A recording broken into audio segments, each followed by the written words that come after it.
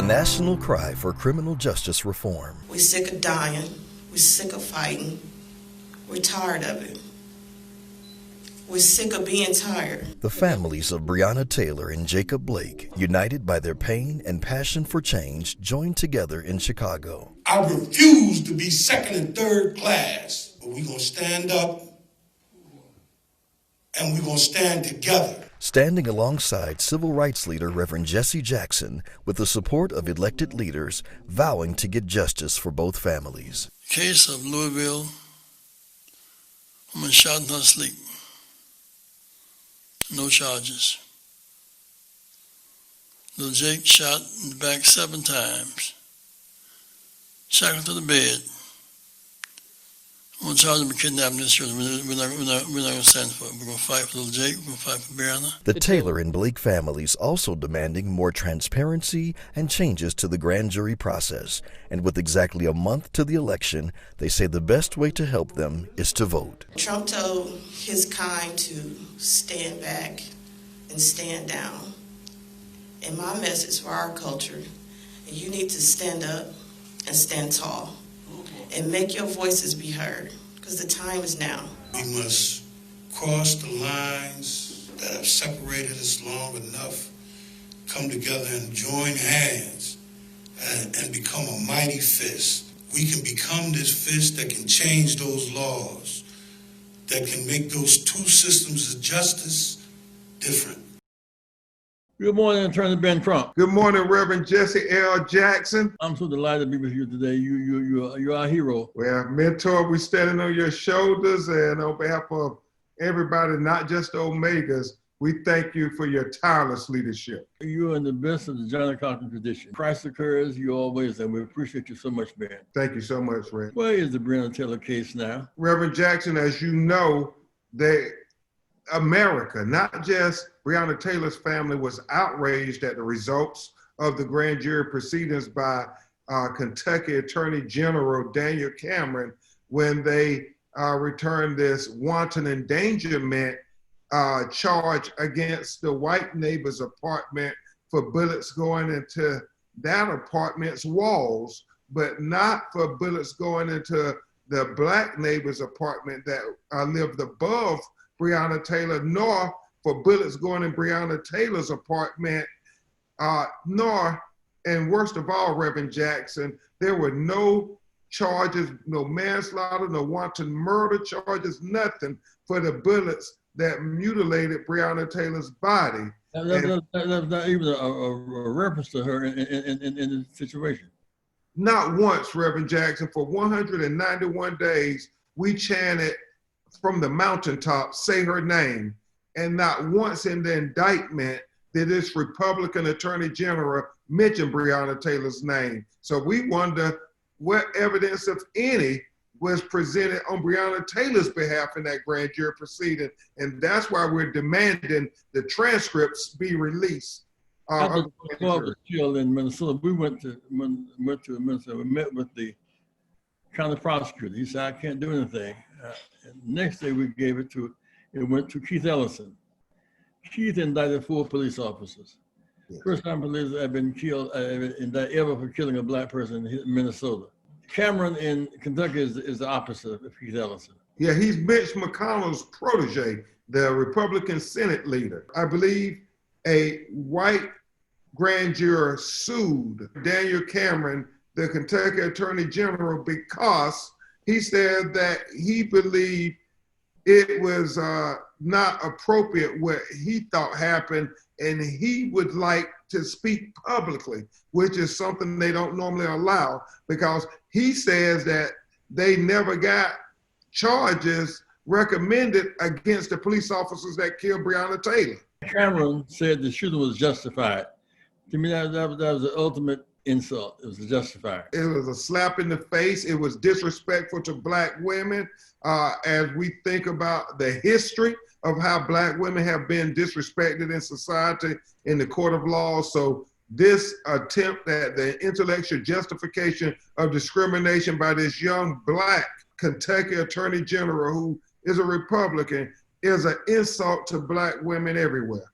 Will there ever be a trial in Louisville about this matter? Reverend Jackson, we know the journey to justice is long. We keep taking one step at a time. We had a historic civil settlement where they agreed to pay Breonna Taylor's family $12 million, which was precedent setting because normally Black women are marginalized when they're killed by police, and normally awarded $1 million or $2 million. So hopefully this sets the precedents. And also they had historic reforms where they are incentivizing police to live in the minority communities they police. They hired 12 social workers to go out on 911 calls when they get domestic violence calls, as well as mental health crisis calls. And they hired an independent inspector general to review all police shootings, all police excessive force that is totally independent of the police. So it can serve as a model for the rest of the nation. And Reverend Jackson, they abolished no-knock warrants. In Breonna's name, they call it Breonna Taylor law. I tell you, Ben, we're going to, RainbowPUSH, we're going to conduct sanctions on Kentucky. After all, NAACP came into being fighting lynching laws. Senator Rand Paul is blocking anti-legislation. You got McConnell, who's supporting the judge who killed affordable health care. And the whites of Appalachia will be the first to fall when the judge comes in the court. You have the case of Breonna Taylor. We think that Black ball players at Kentucky and Louisville should go to other schools until this thing, after their daughter or mother comes to the city and play, they be shot in their sleep and nothing happens. Mm-hmm. It's a non-violent sanction rep for Mandela, Rep. Dr. King. You got 3 to 1, you can shoot back, and that didn't work. It's not right. You can burn buildings, that's not right. But non-violent direct action always works, Ben. Yeah. We think the most non-violent thing to do is economic withdrawal from Kentucky until the laws are straightened out. Let me ask you another question. In the case of Jacobs here in Kenosha, Wisconsin, what's the status of that case now, Ben? Well, right now, Reverend Jackson, that tragedy where a young Jacob Blake Jr. is seen on a video trying to get away from the police, and you literally see on the video, he poses no threat. He doesn't pose any violence to them. He's trying to get away from them. He walks around the car in an attempt to get his 3 boys out of a volatile situation, and you literally see the officer grab his t-shirt and shoot him 7 times, point blank range, having deliberate indifference, whether he lives or dies. And so right now, the Attorney General of the state of Milwaukee, who is a Democrat, and the first person of color, as I understand, he's Middle Eastern, he is leading the investigation, and then he turns his results over to the local district attorney to decide if charges are going to be brought. Also, the FBI is doing a parallel investigation. But I would tell you, Reverend Jackson, never have I seen the presence of the 2 justice systems that exist in America, one for Black America and one for white America, than we saw in a couple of days in Kenosha, Wisconsin. Because after the police shot Jacob Blake, a young white man walked down the street and shot 3 protesters, killing 2 of them. And with the assault weapon hanging from his neck, walked down the street past several police officers, past several National Guards, and went to his home uninjured. Nobody killed him. Nobody shot him in the back, but he murdered people. And here Jacob Blake, this Black man, didn't shoot nobody, and he got shot in the back. That shows you in vivid contrast the 2 justice systems that exist in America. They talk about riots. The fact of the matter is, in Kenosha, they say he was trying to kidnap his children or going for a knife. How absurd can that be? In the hospital, 7 bullets and handcuffed to the bed. Yeah. How mean can that be? Outrageous. And I know you know his father, Jacob Blake Sr. I know his grandfather was a pastor there in Chicago. So I thank you, Reverend Jackson, for being a source of inspiration for this family and a source of encouragement for them to continue to fight for justice. Well, we fought too hard to right supposed to give it up now. I know you're the big hurt. Let me, where are we with the Atlanta case? Kids shot in the back, and in the case of the Attorney General moved rather quickly. Yep, that's Rayshon Brooks, and I know the attorneys working on that case tell me that because of the COVID-19 pandemic, even though the officers have been charged, it may be some time before they actually have a trial. Unlike George Floyd's case in Minneapolis, Minnesota, you remember Rev.Jackson, that is the brother who video galvanized the world because a police officer had his knee on his neck for 8 minutes and 46 seconds and literally tortured him to death. And your friend Keith Ellison is the Minnesota Attorney General, and he charged all 4 officers. And so that trial is supposed to be on March 8th, 2021. I want to thank you, Dave, for your enlightened leadership, for your integrity. We learned to depend on you. Your national arguments handle national cases. These cases must not be subject to local corruption or local fears.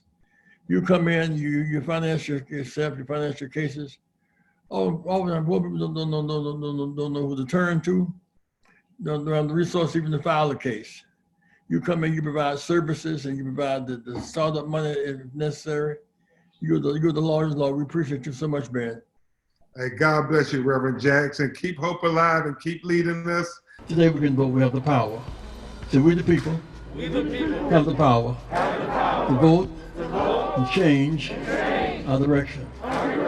We will not stand for charges against Blake while the police did the shooting on the streets. We have an obligation.